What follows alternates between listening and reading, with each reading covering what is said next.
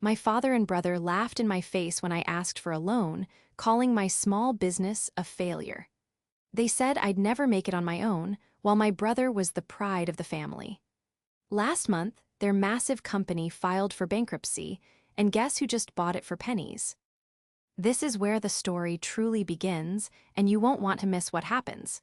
Make sure you're subscribed to see it through to the end. We're always curious. Where in the world are you all watching from today? Let us know in the comments. The smell of roast beef and smug superiority filled the dining room. It was 7 years ago, but I can still feel the plush, suffocating velvet of the chair I was sinking into. It was my father, Andrew's, 61st birthday, and the entire family was assembled to pay tribute. At the head of the table, he sat like a king, flanked by my mother, who looked perpetually tired, and his heir apparent, my older brother, Kevin. I was 32, and my life was a barely held-together mess of spreadsheets, warehouse leases, and mounting debt. My company, Summit Logistics, was a fledgling dream that was consuming every cent and every waking moment of my life. I had maxed out my cards. I had remortgaged my small condo. I was 2 missed payrolls away from complete collapse. And I was desperate. I had waited until dessert, until my father was rosy-cheeked from his expensive Merlot and basking in the glow of his family's adoration. Kevin had just presented him with a ridiculously oversized gold watch, and my father had clapped him on the back, his voice booming. "This is a son, the pride of the family. He's doubling our projections at the plant. A true grant." The comparison hung in the air, unsaid but deafening. Kevin, the vice president at Grant Manufacturing. And then there was me, Paige, the failure who was playing with computer games and package labels. My heart was hammering against my ribs so hard I thought it might crack. My palms were slick with sweat. "Dad," I began, my voice smaller than I wanted. He turned his gaze to me, his smile tightening slightly. "Yes, Paige. Did you finally decide to come work for your brother? We could always use more help in accounts receivable." The casual barb stung, as it always did. Kevin smirked into his wine glass. "No, Dad, actually I took a breath. "I need help. My business, Summit, it's right on the edge of something big. I've secured a contract with a new e-commerce hub, but I need a bridge loan, just a small one, 50,000, just to cover operations until their first payment clears. I'll pay you back with interest. I have the projections." I started to reach for my bag, where my carefully prepared folder lay waiting. I never got the chance to open it. First came the snort. It was from Kevin. He covered his mouth, but his shoulders were shaking. 50,000? Paige, are you serious? You want Dad to throw 50 grand into that little website thing you do?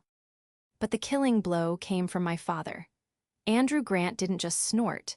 He leaned back in his chair and laughed. It was not a kind laugh. It was a deep, rumbling, dismissive laugh that echoed off the mahogany walls and seemed to suck all the air from the room. "Paige, Paige, Paige," he said, wiping a tear from his eye. He picked up his wine, toasting me mockingly. "Here's a free piece of advice instead. Give it up. That business of yours is a black hole. It's a hobby, not a career." "It's not a hobby," I whispered, my face burning. "It's a failure, sweetheart. You don't have it. You don't have that killer instinct." He gestured with his glass toward Kevin. "Kevin has it. He's built for this. You were built to be a good assistant, a manager, not a leader." He leaned forward, the laughter gone, replaced by a cold pity that was infinitely worse. "I'm not giving you a dime. You want to know why? Because you'll never make it on your own. You're just not cut out for it. It's time you accepted that, got a real job, and stopped embarrassing yourself." Kevin was openly grinning now, reveling in my humiliation. My mother just stared at her plate, tracing the gold rim with her fingernail. Not a single person spoke up.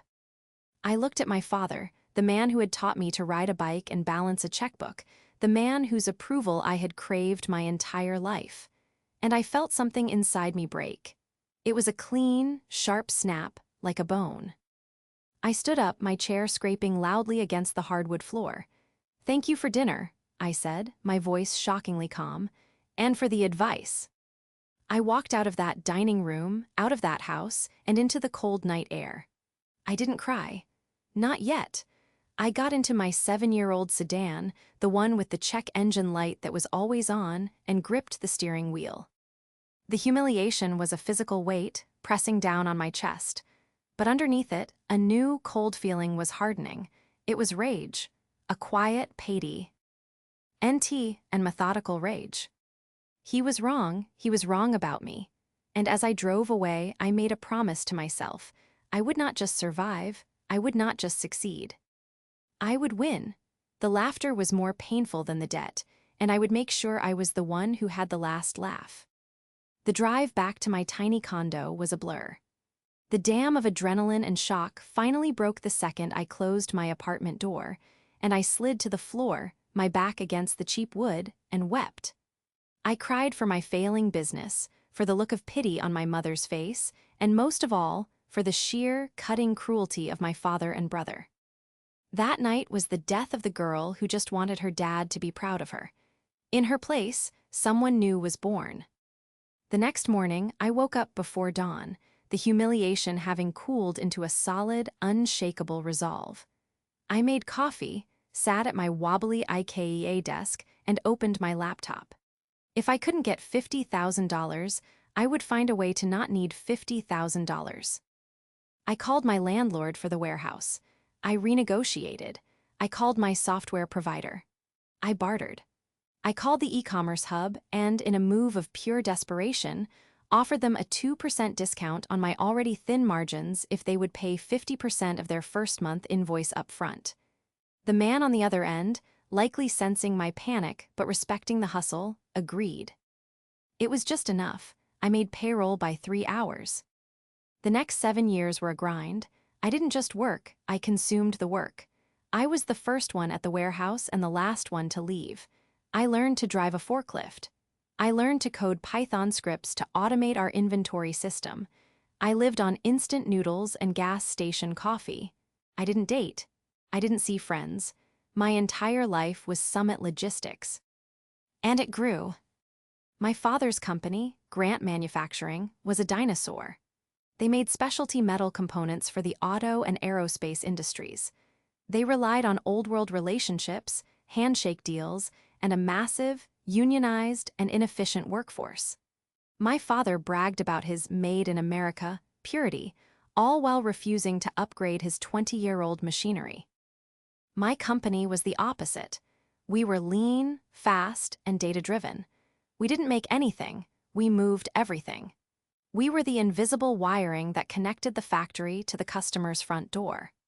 While Grant Manufacturing was still using carbon copy invoices, Summit was using AI-driven route optimization and predictive inventory management. I didn't speak to my father or brother unless I had to. Christmas, Thanksgiving, the conversations were always the same. "How's that little package company, Paige?" Andrew would ask, a smirk playing on his lips. "It's growing, Dad. We're opening a new fulfillment center in Ohio."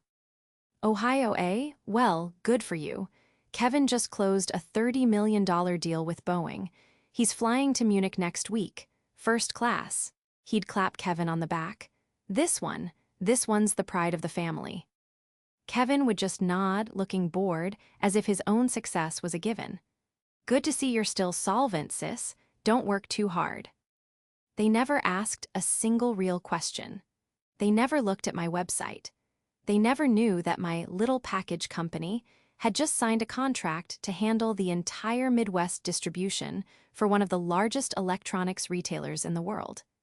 They didn't know I was clearing profits that would make their quarterly numbers look like a rounding error. They saw what they wanted to see: him, the failure, and Kevin, the heir. They had forgotten one crucial thing. They saw me as the failure, but I was still Andrew Grant's daughter. I had inherited every single drop of his ruthless ambition and his killer instinct.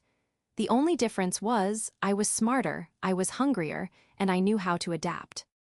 I was in my office late one Tuesday night, reviewing quarterly projections with my CFO, Hannah. Hannah wasn't just my CFO, she was my first ever hire and my best friend.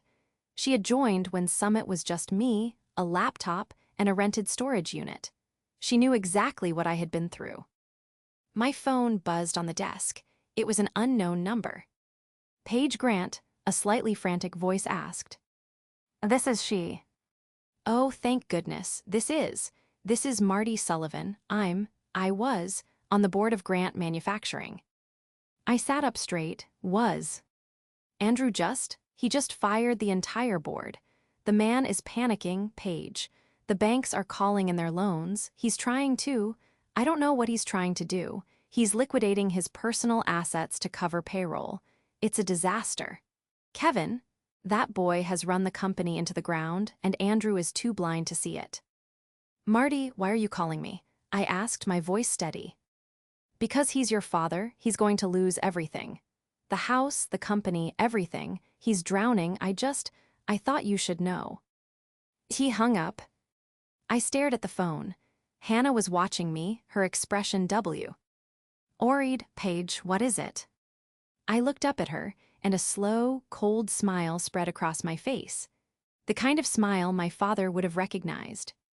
"Hannah," I said, my voice perfectly level. "I need you to find out everything you can about Grant Manufacturing's debt. Every creditor, every loan, every hidden ledger.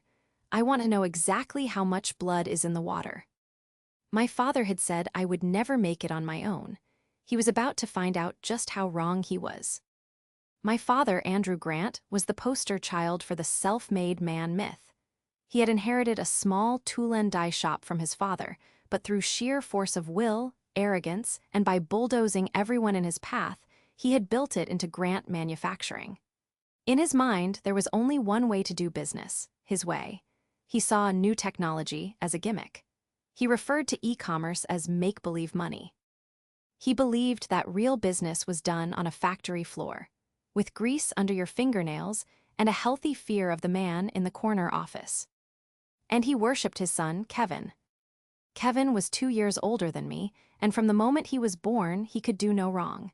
He got a C in high school physics. He's a big-picture thinker, not a number cruncher. He crashed his first car. Shows he's got guts.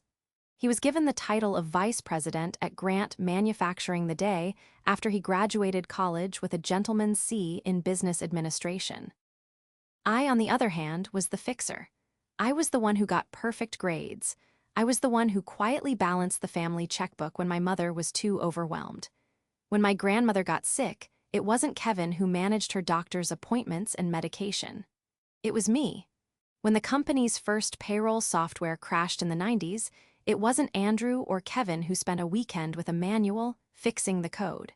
It was 17-year-old me. My role was to be reliable, invisible, and to make the men in the family look good. My success was expected. Kevin's was celebrated.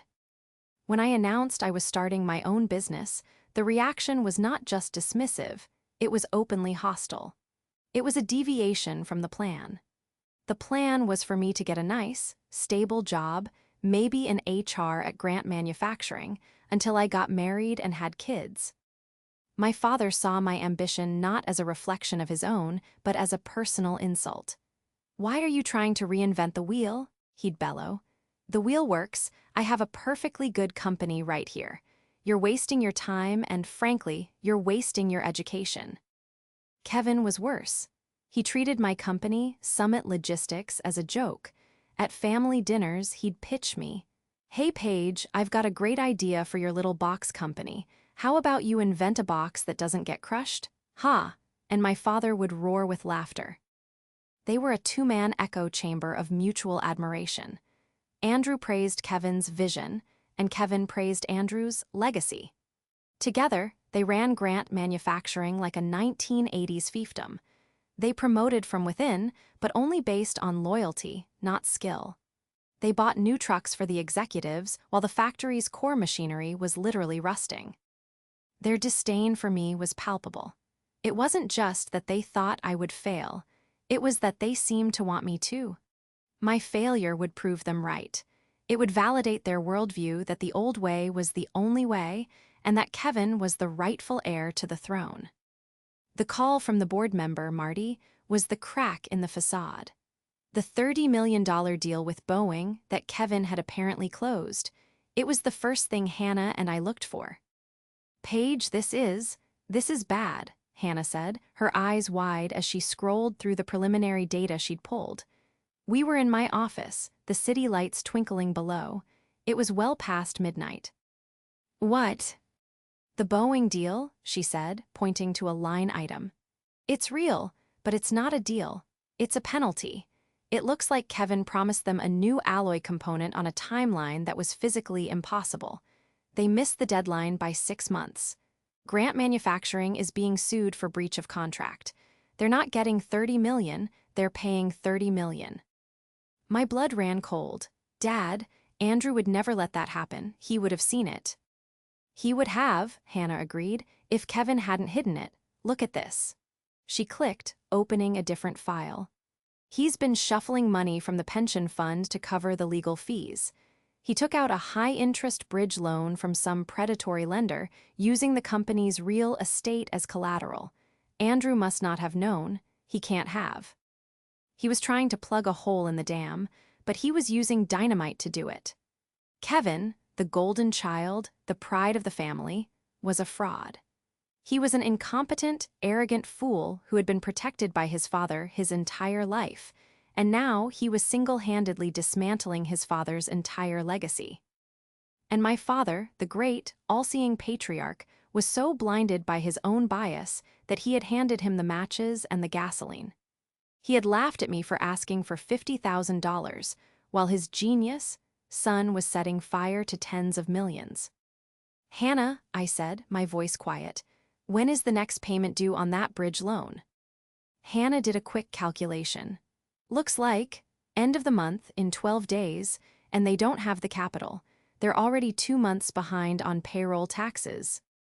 They're going to default, I said. It wasn't a question. They're not just going to default, Paige. They're going to be insolvent. The lender will seize the assets. The bank will call in every other loan. It's over. I stood up and walked to the window, looking down at the city. My little package company now occupied the top 3 floors of this building. Below me, trucks with the Summit Logistics logo were moving in and out of our distribution center, a 24/7 hive of perfect, automated efficiency. I thought about that dinner.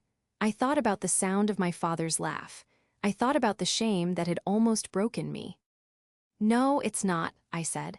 It's not over, it's just under new management. Hannah looked up, a slow, dangerous smile matching my own. What are you thinking?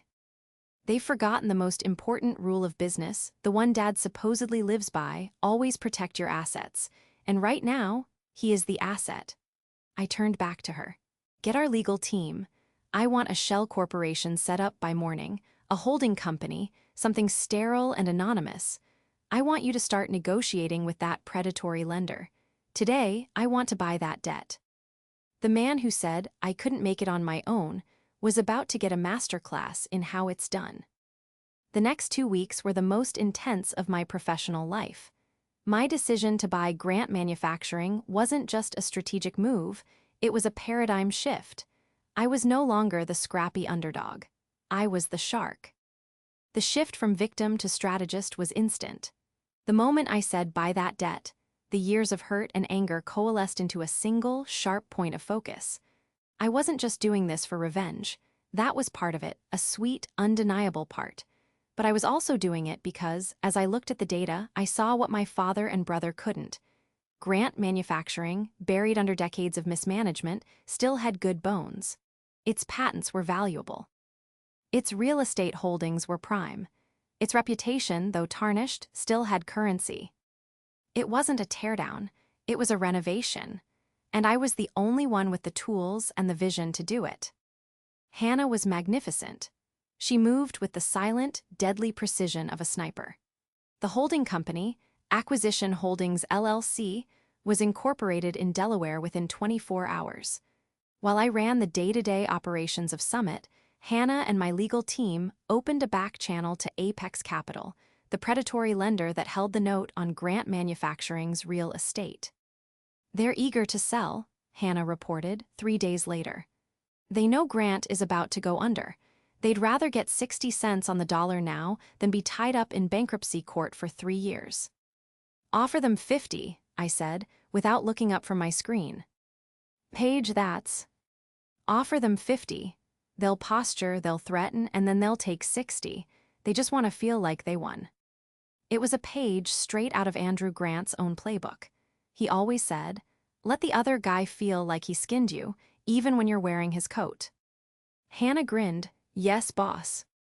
She was right, of course. They settled at 60 cents on the dollar.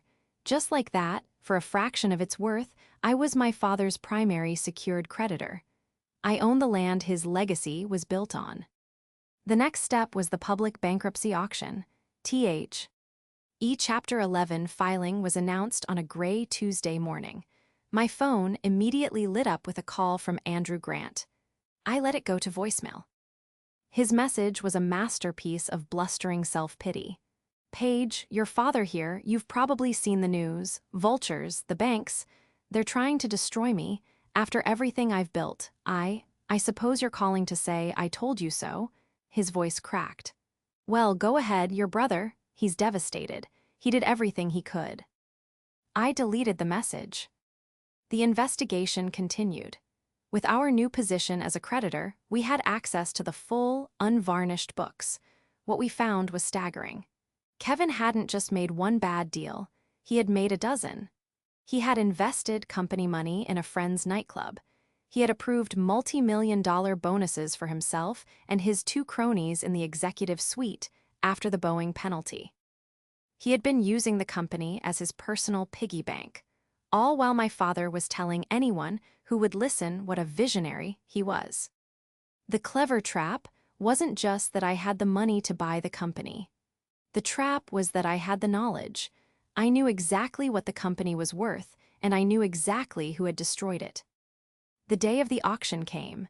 It was held in a sterile conference room downtown. I didn't go. Hannah went, along with 2 lawyers from my team. She was just another face in a suit, representing the anonymous Acquisition Holdings LLC. I watched from my office via private feed. I saw Kevin. He was there, sitting in the back, looking pale and sweating through his expensive suit.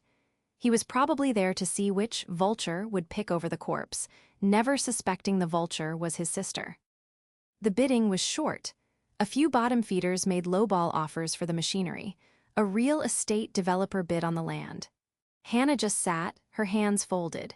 When the auctioneer finally bundled the company as a whole, assets, debts, and patents, Hannah raised her paddle. She made one bid. It was a number precisely calculated to be just high enough to extinguish all other interest, but still an absolute steal.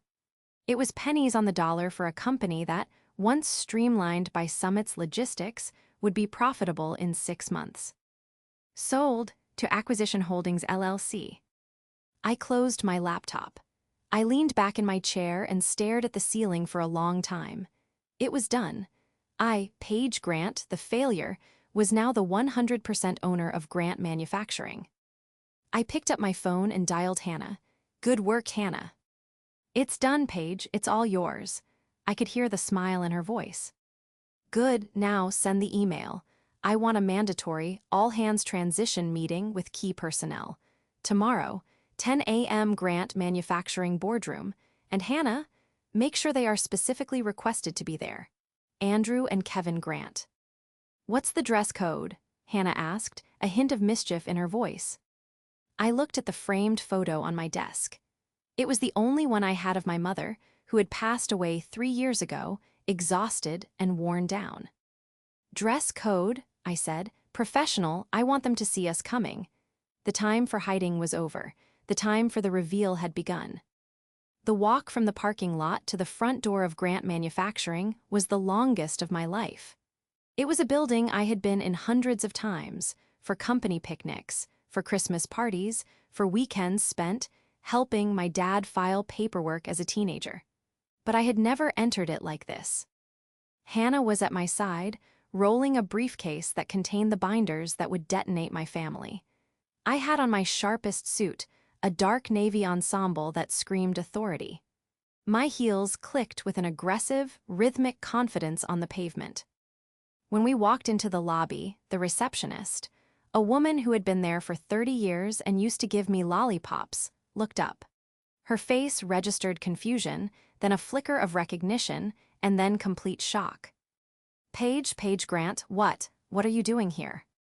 "Good morning, Brenda," I said, my voice smooth and polite. "We're here for the 10 a.m. transition meeting for Acquisition Holdings." Brenda's mouth opened and closed. You're with them." "We are them," Hannah said, stepping forward. "The boardroom, please." Brenda just pointed, speechless, down the hall. The boardroom was at the end of a long corridor lined with portraits of my grandfather and my father. Andrew, in his portrait, was posed with one hand on a globe, the very picture of a captain of industry. I resisted the urge to straighten it. We were 5 minutes early. I wanted to be seated when they arrived. I took the chair at the head of the table, the one my father had always occupied. It fit perfectly. Hannah sat to my right, opened her laptop, and prepared to connect to the room's projector. At 10:02, the door burst open and my father and brother stumbled in. They both looked terrible. Andrew was pale. His expensive suit rumpled, his eyes bloodshot. Kevin looked worse. He was twitchy, his face puffy, and he reeked of stale alcohol. They stopped dead when they saw me. Andrew's eyes widened, and he gripped the back of a chair for support. "Paige," his voice was a hoarse whisper. What is this? What are you doing in my chair?" Kevin was the first to process it. His shock curdled into a dark, familiar rage. He spat. "You're with the vultures. Of course you are. You're here to..." What? To laugh, to gloat. "Good morning, Andrew, Kevin," I said, my voice as calm as a frozen lake. "Please sit down. We have a lot to get through." "I am not sitting down," Kevin shouted, jabbing a finger at me. "You think you can just waltz in here? This is our company. This is my legacy." "Actually," Hannah interjected, her voice cutting through his tirade, "it's not. As of 4:08 p.m. yesterday, Grant Manufacturing, its assets, its debts, and all its properties are the sole property of Acquisition Holdings, LLC. And my boss," she gestured to me, "is the sole proprietor of Acquisition Holdings." The color drained from Andrew's face. He finally understood. He didn't just stumble, he fell into the chair opposite me. You bought it." "She bought it," Kevin repeated, a hysterical laugh bubbling in his throat. "With what? Your little box-moving company? You're lying. This is a joke." "This is not a joke, Kevin," I said, leaning forward. "This is an acquisition." "You did this to destroy us," he roared. "You were always jealous. Jealous of me, jealous of Dad. You let this happen. You let the company fail so you could buy it for scrap." "Let it fail?" I repeated, my calm finally cracking just a little. The sound of that old accusation, jealous, was the spark. "I didn't let it do anything, Kevin. I've been a little busy for the last 7 years building an international logistics company from scratch. You know, the one you and Dad called a hobby. The one you laughed at." "Don't you dare," Andrew whispered from his chair. "Don't you dare talk to your brother that way." "Oh, I'm just getting started," I said. "You want to know why this company failed? You think it was the vulture banks or bad market conditions, as you told the press." I nodded to Hannah. "Hannah, if you would." Hannah tapped a key. The large screen at the end of the boardroom lit up. The title of the presentation was simple: Grant Manufacturing, Financial and Operative Review. "Let's start with the Boeing contract," I said. "The one you told Dad was a $30 million win. The one that was actually a $30 million penalty for breach of contract. The one you missed the deadline for by 6 months because you never upgraded the CNC machines like you were supposed to." Kevin's face went white. Andrew's head snapped toward him. What penalty? Kevin, what is she talking about?" "She's lying, Dad. It was a complication. A negotiation." "Was the $1.2 million consulting fee you paid to West Coast Ventures also a negotiation, Kevin?" I asked. I nodded to Hannah again. The slide changed. It showed a wire transfer. Because West Coast Ventures appears to be an LLC registered to your old college roommate, the one who owns that nightclub in Vegas. A nightclub that, according to its financials, was 3 days from bankruptcy before this consulting fee hit its account. Kevin was sputtering, you have no right. I have every right, I said, my voice like steel. I own this company, I own this building, I own this desk, and I own these ledgers, the ones you were so bad at hiding. I stood up, planting my hands on the gleaming mahogany. You want to know who destroyed this company? You did. You bled it dry. You lied to your father, you lied to your employees, and you lied to your creditors. You're not a visionary, Kevin. You're not even a good businessman. You're just a thief, a bad one. Kevin lunged. He came halfway across the table, his face purple with rage, screaming, "You'll pay for this, you." He never finished. The 2 security guards I had hired, who had been standing discreetly outside the door, were in the room in a second. They grabbed him by the arms, his expensive suit jacket ripping at the seam. "Get him out of my building," I said, my voice flat. "You can't do this," he shrieked, struggling as they dragged him toward the door. Dad, do something, she's destroying the family, Dad." My father didn't move. He just sat there, his head in his hands, staring at the presentation screen, which now showed a damning flowchart of his company's siphoned funds. Kevin was dragged out, his screams echoing down the hall. The door clicked shut. The room fell into a dead, heavy silence, broken only by the sound of my father's ragged breathing. I sat back down in his chair. The first confrontation was over. The silence in the boardroom stretched for a full minute. My father, didn't look up. He just stared at the table, his shoulders slumped. The titan of industry, the man whose laugh had crushed me, looked like a hollowed-out shell. The silence was deafening, heavier than Kevin's screams. Hannah, ever the professional, quietly gathered her papers. "Paige," she said, "I'll start the preliminary audit with the accounting department. They're expecting us." She knew this next part was for me and me alone. "Thank you, Hannah," I said. She left and the door clicked shut again, leaving just the 2 of us. "Andrew," I said, "I didn't call him Dad." He flinched but still didn't look at me. He couldn't have," he whispered. "My son, my boy, he wouldn't. He's not a thief, he's not good with details."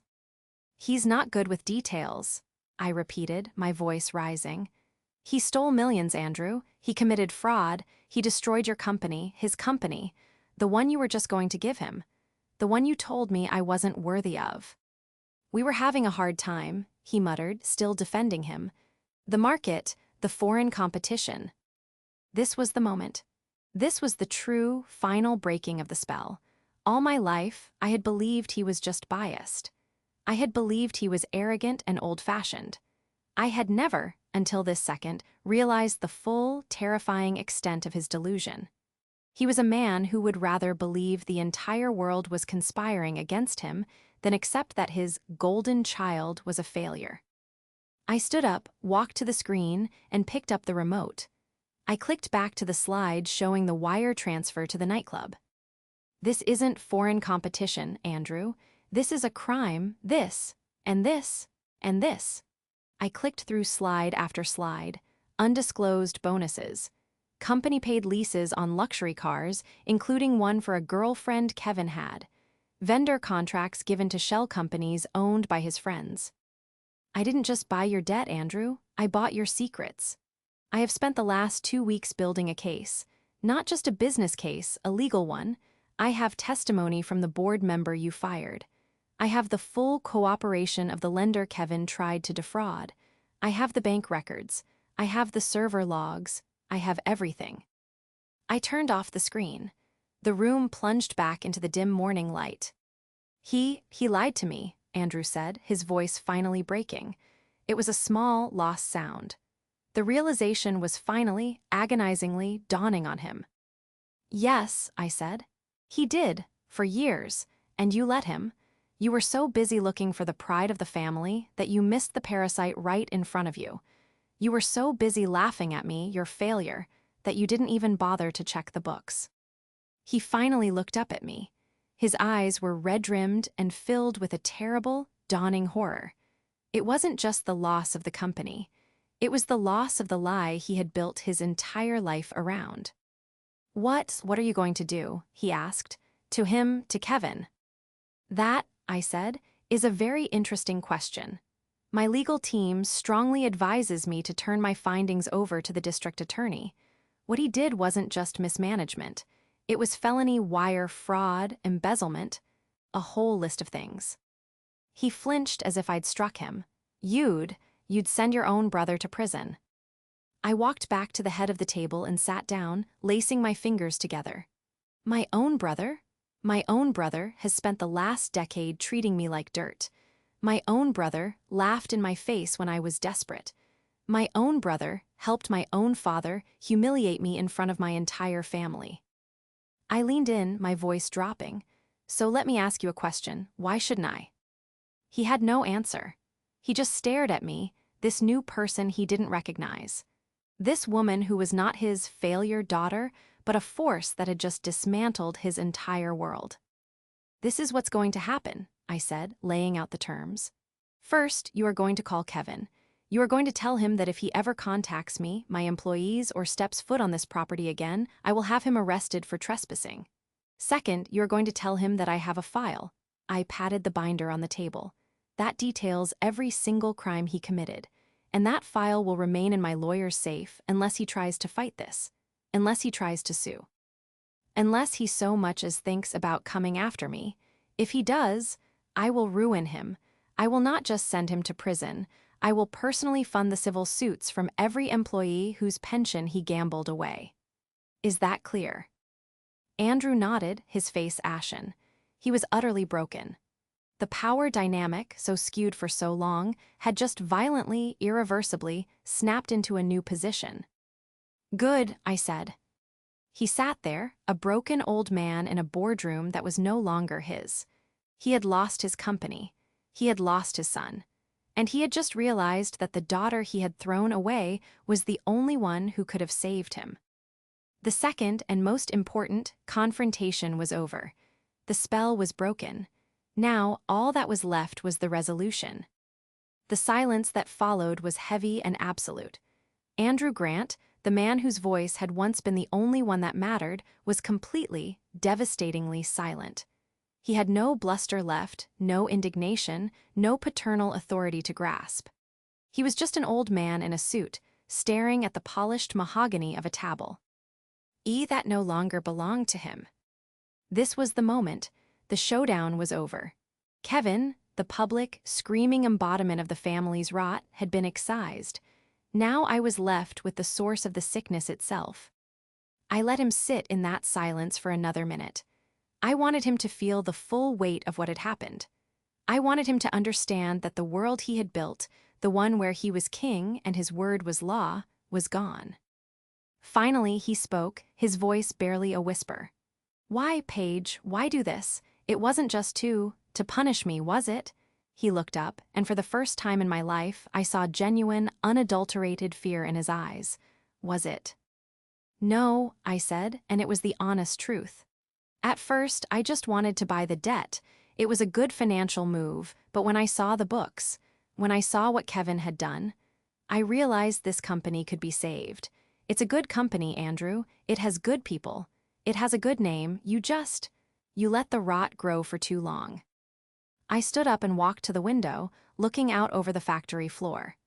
Even from here, I could see the inefficiency, the outdated machinery, the wasted space. "Summit Logistics is a data company," I said, more to myself than to him. "We optimize, we streamline. I can make this company profitable in 6 months.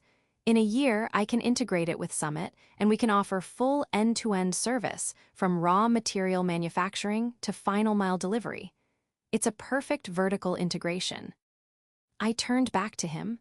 "I didn't buy this to destroy it, Andrew. I bought it to fix it, because that's what I do. That's what I've always done. I'm the one who fixes things. I'm the one who makes things work. I am not a failure. I am the one who knows how to make it on her own." I used his own words, and I watched them land. Each one was a small, precise blow. He nodded slowly, absorbing it. He saw the truth in it. He knew my work ethic. He knew my intelligence. He had just chosen to ignore it. So, he whispered, that's it, I'm out. You've won, you've taken everything. Kevin is out, I corrected him. He's finished. He'll be lucky if he ends up managing a fast food restaurant. You're a different story. I walked back to the table, but I didn't sit. I stood at the head, in the position of power. You're a terrible CEO, Andrew. You're a dinosaur. You're blinded by favoritism and you're terrified of progress. You have no business running a 21st century company. He flinched, but he didn't argue. He knew it was true. But, I continued, you know these clients. You built those relationships 50 years ago. They trust you. Or at least, they trust the man you used to be. The name Andrew Grant still means something to them, even if Grant Manufacturing is currently a mess. He looked up, a flicker of something, confusion, hope, in his eyes. I am offering you a job. The shock on his face was profound. It was a bigger blow than the reveal of my ownership. A job. A job, I confirmed. Not a sinecure, not a handout. A real job. I'm keeping you on as a consultant for legacy accounts. You'll have an office, you'll have a salary. I named a figure. It was modest. It was probably a quarter of what Kevin had been paying himself, but it was respectable. It was more than he deserved. Your job, I said, will be to call every single client Kevin alienated. You will apologize. You will tell them the company is under new, stable management. You will tell them that I, Paige Grant, am the new CEO and that Summit Logistics is backing this company's future. You will smooth the transition. You will do what you do best. Shake hands and tell stories about the good old days. I paused, letting the term sink in. There is one condition. You will have no executive authority. You will not sign a check. You will not hire or fire anyone. You will not make a single decision without clearing it through my new VP of Operations. I leaned in, delivering the final, perfect, crushing blow. And you will report directly to me, your failure daughter, the one who would never make it. Do you accept these terms? Andrew Grant, the man who had laughed in my face, looked at the woman who now owned his entire world. He saw the strength, the intelligence, and the cold, hard resolve he had always praised in his son, but had always ignored in his daughter. He had no choice. He was 68 years old, his reputation was in tatters, and his son was a disgraced criminal. He had nothing left. He lowered his eyes from my gaze to the table, and in the ultimate, final act of submission, he gave a single, slow nod. Yes, Paige, he said, his voice thick. I accept. The downfall of Kevin Grant was swift and silent. As promised, I didn't file a police report. I didn't need to. The humiliation was a far more effective prison. My father, in his first act as my new consultant, delivered the terms of my cease and desist. Kevin, faced with the binder of evidence Hannah had prepared, vanished. I heard through the grapevine he had moved to Florida, taking some time off. He was financially ruined, his reputation destroyed. He would never work in this industry again. The downfall of Andrew Grant was more complex. It was a slow, public erosion of the man he used to be, replaced by the man he had to become. The first few weeks were a painful, awkward dance. I moved him out of his sprawling corner office, which was now my office, and into a smaller, perfectly respectable office on the sales floor. I gave him a new laptop, which he stared at as if it were an alien artifact. Our first one-on-one meeting was a study in reversal. He sat opposite his old desk, a legal pad and pen in his hand, waiting for instructions. Here is the list of your legacy accounts, I said, sliding a tablet toward him. I've triaged them. Red means they've already canceled their contracts. Yellow means they're at risk. Green means they're just confused. You will start with the reds. He recoiled. The reds, Paige, these are lost causes. They hate us. They hate Kevin. That's why you are calling them, I said, not unkindly. You're going to fall on your sword. You're going to tell them you were betrayed by your former management, that you've cleaned house, and that the company is now under new leadership with the full backing and efficiency of Summit Logistics. You will offer them a 10% discount on their next order as a welcome back present. A 10% discount, he sputtered. We can't, the margins. The margins are fine, I interrupted. I've already run the numbers. We can absorb the hit. You need to get them back in the door. Your job isn't to protect the margins, Andrew. Your job is to restore the relationships. My job is to worry about the numbers. He stared at me, the old defiance warring with his new reality. Finally, he just nodded. Yes, Paige, I see. And he did it. I listened in on the first call. His voice was shaky, all the old bluster gone. He was humble. He was apologetic. He was, for the first time, honest. And it worked. The client, a man he'd known for 40 years, agreed to a new, small order. While Andrew was rebuilding his burnt bridges, I was rebuilding his company. I tore out the old, rusted machinery and brought in new, automated lines. I integrated Summit's logistics software, and suddenly, their 8-week lead time dropped to 9 days. I retrained the staff, promoted the smart, young floor manager who Kevin had always ignored, and fired Kevin's 2 cronies. The company bled for 3 months, and then, just as I had predicted, it turned a corner. In 6 months, we were profitable. Our relationship found a strange, new equilibrium. It wasn't warm. It wasn't the father-daughter relationship I had craved as a child. That was gone forever, laughed out of existence in a mahogany dining room. But it was functional. It was based on a new, hard-won respect. He respected my skill, my authority, and I, in turn, began to respect his tenacity. The man, stripped of his arrogance, was still a hell of a salesman.